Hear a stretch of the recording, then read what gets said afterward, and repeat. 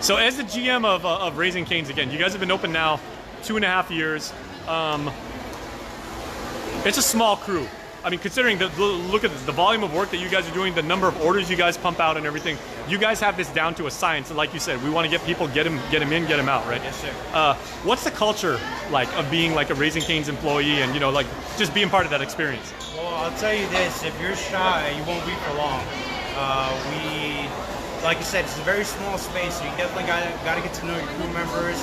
You got to know how to have fun with them. And honestly, the most important thing is to know how to communicate.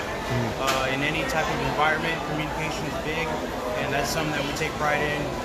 We have, I think, one of the greatest crews I've worked with. I've been doing this since 2012. This is definitely one of the better crews I've ever worked with. So. And that's from a veteran right there. Yeah. Okay, now Raising Cane's, of course, has its roots in Louisiana, and Louisiana knows about, you know, about community service, about giving back. Obviously, what they went through with Hurricane Katrina, the community rallied together and really helped out, right? It's kind of the same thing. What we're doing here is making sure that our kids who really need school supplies are getting that support that we can give them too. So talk about like how Raising Cane's as a company believes in community service and, you know, giving back. Yes, sir, absolutely.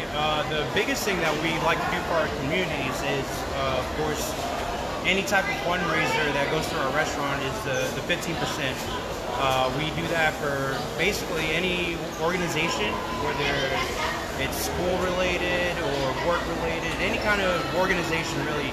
Anything that we can do to give back to the community through basically, you know, really good fried chicken. That's the number one thing that Raising Cane's does. That's a great way to get to somebody's heart, through fried chicken. Let's go over there real quick because, yes, Dave, one thing that personally I never would have connected the dots on with, you know, the great state of Louisiana, amazing, you know, authentic Cajun style, like, you know, chicken fingers and Texas toast, everything from the Gulf Coast, is the disco ball. I think this is amazing. I think this is awesome. But how did you guys come up with like combining the disco ball with, you know, with your menu? Disco ball, really, there's a lot of tradition that goes back to the first Raising Cane's, especially with all the trouble and all the work that our CEO put in, basically doing it on his own, right? With a few friends and family helping him out. He basically took over a restaurant where I believe it was a bakery, former bakery. He had taken over, and I don't know, but the disco ball, the red brick wall, there's a lot of traditions that go back to the first Raising Cane's. Giving Every Tuesday is brought to you by Jay Goodman, a happiness company.